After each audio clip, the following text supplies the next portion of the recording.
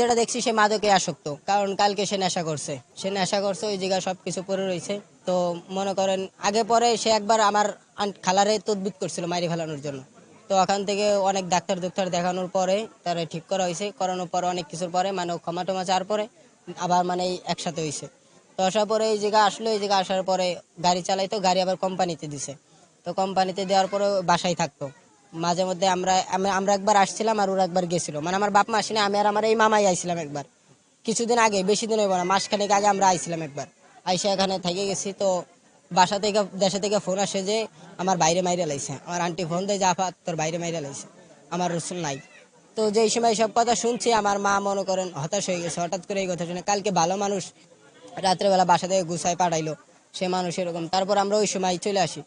তো বিপদের সময় রাস্তায় অনেক সমস্যা হয়েছে, 2-3 বার গাড়ি পাল্টাইতে হয়েছে, মনে করেন গাড়ি নষ্ট হয়ে যাইতেছে, ইয়ে হইতেছে। কোনো মতে আসছে, আসার পরে মনে করেন মামারা তো অনেক ভালোবাসতাম, এই কারণে 2 পারে আমি ঘরে ভিতরে যাই, ঢুকছি যে মামা কই, যে মনে করেন দরজা খোলা, আমি যে ফার্স্টে মনে করি দরজা আটকানো, টুক্কা দিয়েছি যে মামা ঘরে আছে নাকি, যে ধাক্কা দিয়েছি দরজা খুলে গেছে। খুলে গেলে মনে করেন ভিতরে ঢুইকা দেখি যে শুয়ে রয়েছে। আমরা আগের বার এসে মামা ওইরকম শুয়েছিল, তা আমি মনে করছি ঘুমাই রয়েছে। যেই উঠাইছি কম্বলটা উঠানোর পর দেই যে মামা আর নাই, মানে অনেক কুপান হয়েছে, গলা মলা ফাইটে লাইছে কুপায়। খালারে গ্রিলের সাথে ঝোলায়া কুপান হয়েছে, বাইন্দে কুপাইছে। আর ছোট বোন 3টারে মনে করেন নিচে ফলোয়ারে শুয়েছিল, ওই জায়গা থেকে 3টারে হয়তো মারা হয়েছে। পরে আইয়া দেখলাম ভিতরে ঢুকলাম, ভিতরে ঢুকে দিয়ে একটা এই যে মহিলারা মারছে ওই ওই গ্রিলের সাথে 2 হাত বাঁধা, আর মুখের মধ্যে কস্টিউম দেওয়া, আর এমনি ঝুলিয়া রয়েছে। এইটুকুই দেখছি, আর কিছু নেই।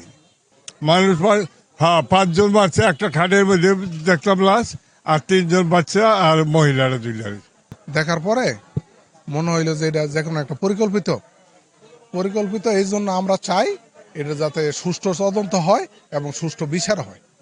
অবশ্যই বিচার চাই, অবশ্যই চাই, লাশ বাইর করার আগে আমরা বিচার চাই। একটি সংবাদ পাই যে আমাদের কাপাসিয়া থানার সদর ইউনিয়নে একটি বাড়িতে 5টি রক্তাক্ত মরদেহ পড়ে রয়েছে। সেই ঘটনা পেয়ে আমরা তাৎক্ষণিক ঘটনাস্থলে উপস্থিত হই এবং উপস্থিত হয়ে জানতে পারি যে এই বাড়ির গৃহকর্তা তিনি একজন পেশায় গাড়ি চালক, তার নাম ফোরকান, বাড়ি গোপালপুর, তিনি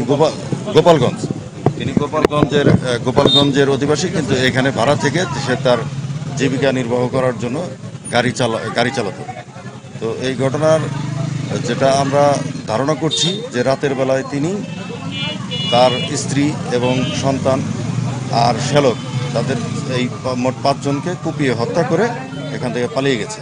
এটা ধারণা করার পিছনে আরও একটি কারণ রয়েছে। আমরা প্রাথমিকভাবে জানতে পেরেছি যে সে তার আত্মীয় স্বজনের কাছে একটা স্বীকারোক্তি দিয়েছে যে সেই ঘটনা করেছে, ফোন করে কোনো একজনকে বলেছে, কিন্তু কাকে বলেছে, কীভাবে বলেছে আমরা কেবল এটা জানতে পেরেছি। এটা তদন্তাধীন আছে যে কার কাছে সে স্বীকারোক্তিটা দিয়েছে। সেটা জানতে পারলে আপনাদেরকে অবশ্যই জানাবো। স্বীকারোক্তির কি দিয়েছে না, তিনি শুধু প্রাথমিকভাবে বলেছে যে আমি এরকম একটা ঘটনা ঘটিয়েছি, এইটুকুই, আর কিছু না।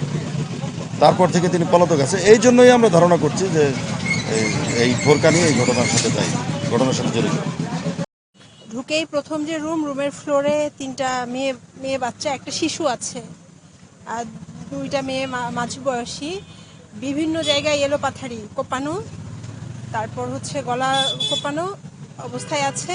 আর ওই মেয়েদের মামা সে হচ্ছে খাটের উপরে সেও তার লাশটা আছে। পুরা রুমে হচ্ছে সব কিছুই এলোমেলো অবস্থা। আর তার পাশের যে রুম, ওই রুমে হচ্ছে মেয়েদের মা তার মৃতদেহ আছে। তো পুরো রুমের এলোমেলো অবস্থা, মানে খুব হয়েছে আর কি। মারার সময়ে মনে হয় খুব যেটা হয় আর কি, মানুষ যখন মারা যায় হয়তো বাঁচার জন্য চেষ্টা করছে। রুমের অবস্থা খুব খারাপ, সব জায়গায় রক্ত, আর এক জায়গায় না যে এক জায়গায় কেটে মেরেছে, তারা পুরো শরীরেই জখম আছে দেখলাম।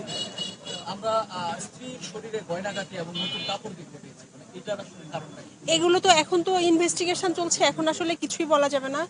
তদন্ত কার্যক্রম অব্যাহত আছে, আপনারা জানতে পারবেন। তদন্তের সাথে এখন কিছু বলা যাচ্ছে না, কে মেরেছে, কি অবস্থা, এগুলো